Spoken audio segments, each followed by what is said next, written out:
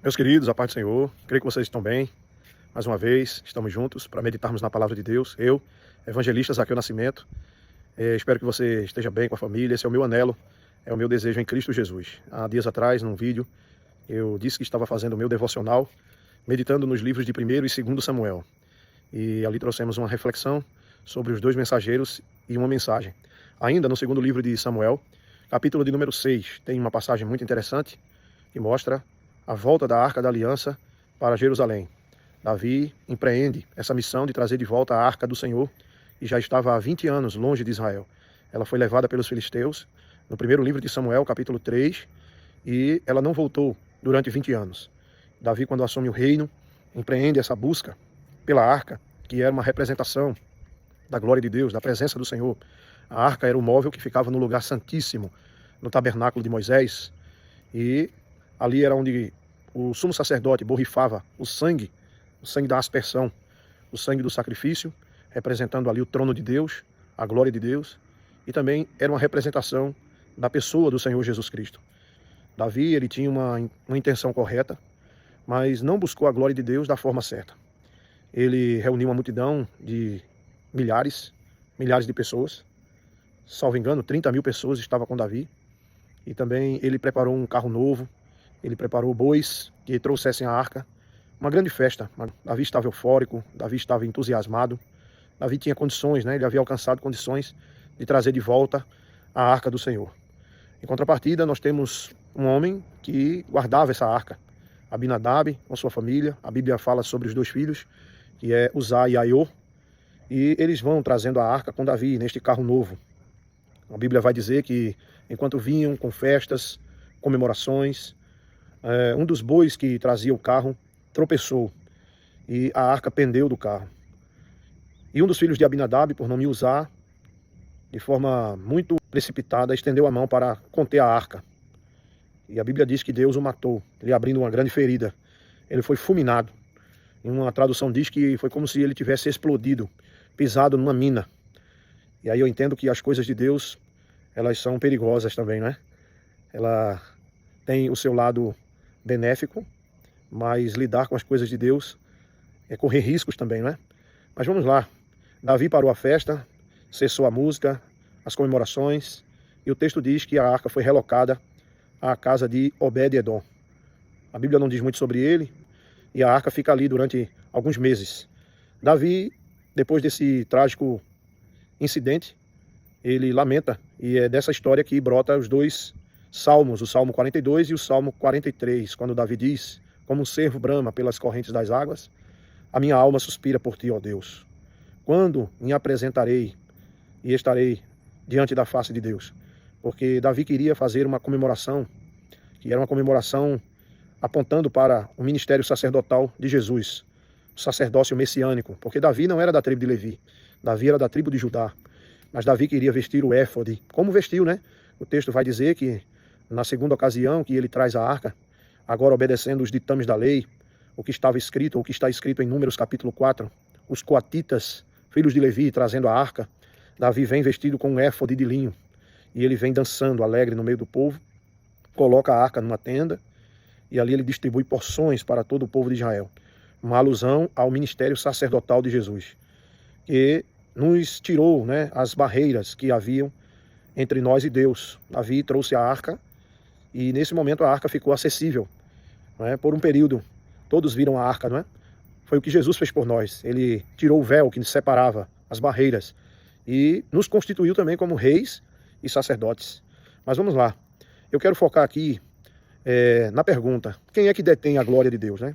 Davi, rei, empreendeu buscar a arca, uma intenção louvável, porém de forma errada. Ele se valeu da multidão, do aparato, ele se valeu de muitas coisas, mas que não obedecia à orientação divina. E trazendo para hoje, a glória de Deus, ela não é de propriedade daquele que tem muito, daquele que tem números, pompa, estereotipo, daquele que tem condições de investir. Davi, ele fez um carro novo, ele colocou a arca em cima do carro, fazendo uma grande festa, mas é Deus quem decide onde a glória dele deve estar e como ela deve ser atraída. não era com esse tipo de inovação. Talvez Davi copiou dos filisteus, né? Porque quando a arca subiu até Bet-Semes, os filisteus colocaram ela num carro novo e uma vaca puxou o carro. Mas Deus não cobrou dos filisteus, porque Deus não cobra dos ignorantes. Davi precisava buscar ao Senhor, buscar a palavra do Senhor e fazer conforme a palavra do Senhor. Não é com o tipo ou a forma grandiosa que queremos fazer que Deus será atraído, ou a glória de Deus será atraída. Por outro lado, nós temos uma família que se acostumou com a glória de Deus. Abinadab e a família se acostumaram com a glória. Eles tinham uma arca ali há muito tempo e achavam que tinham domínio. Eles sabiam manusear, sabiam conduzir a glória. E por imperícia, ultrapassaram os limites. Abinadab teve uma grande perca. Seu filho Uzá tocou na arca e foi ferido gravemente. Isso mostra também um outro perigo, né? O perigo do comodismo, o perigo da condição de achar que tem o controle, a bitola, que Deus tem que agir assim, dessa forma, porque já sabe como Deus age. Ele se acha que tem muita intimidade com Deus e pode colocar a mão ou tocar como quer e em quem quiser, né? Mas aí Deus mostrou que a sua glória, ela nem está na aparência, nas multidões, né? Na euforia. A glória dele não está no meio de pessoas que estão preocupadas com barulho, festa, e não é porque tem um poder aquisitivo ou tem condições, Deus vai se tornar refém desse tipo de movimento.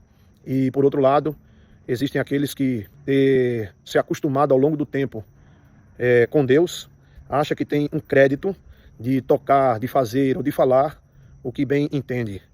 E Deus mostrou que a glória dele vai e pousa aonde ele quer. Obed estava em casa e de repente recebeu um emissário do rei, quem sabe, avisando que a arca estaria ali na sua casa por um tempo. E Obed abriu as portas, recebeu a arca do Senhor com alegria. A glória de Deus esteve ali, no meio da sua casa. Acredito que um homem simples, mas detalhe, aí onde vem, não é, o código, a chave, né? O nome Obed significa adorador. É isso mesmo, adorador. A glória de Deus é atraída por um coração quebrantado, contrito.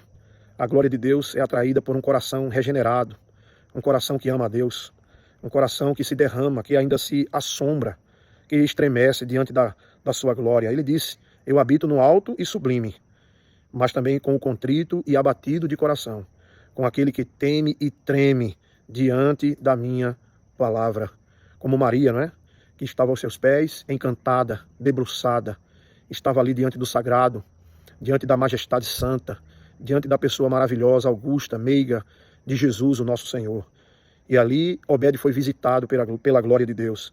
E aí a gente entende quando Jesus diz em João capítulo 4, versículo 23, ele diz à samaritana, porque ali havia um choque. Os samaritanos diziam que devia adorar a Deus ali, os judeus deviam adorar a Deus em Jerusalém. E Jesus desfaz todo o paradigma, porque Jesus veio desburocratizar, né? Jesus veio criar pontes, não barreiras. Jesus disse assim, nem aqui e nem em Jerusalém, porque o Pai procura os Obedes, né? O Pai procura os Obedes, os adoradores, que o adoram em espírito e em verdade.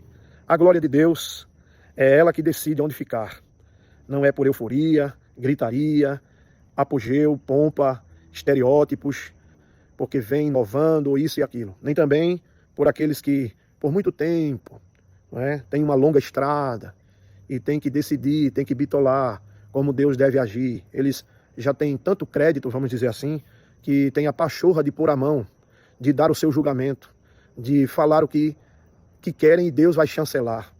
Mas Deus ainda continua visitando com a sua glória os verdadeiros adoradores, os que o adoram em espírito e em verdade, aos que têm um coração quebrantado, aos que amam a Deus acima de todas as coisas, aos que obedecem a sua palavra, aos que amam os seus estatutos, aqueles que têm Deus no centro da sua vida. Que Deus te abençoe, que não sejamos nem 8, nem 80, mas que tenhamos um coração quebrantado, adorador, que Jesus seja o centro das nossas vidas, o tudo da nossa vida. Jesus tem que voltar a ser o centro das nossas vidas, da nossa adoração. Jesus não é um mero objeto que pode ser manipulado, pode ser colocado como um artefato. Jesus é a vida do nosso culto. Jesus é o propósito da nossa existência. Jesus é o amor, a razão da nossa vida. Não se preocupe. Talvez você não tenha holofotes, não seja ninguém, não é?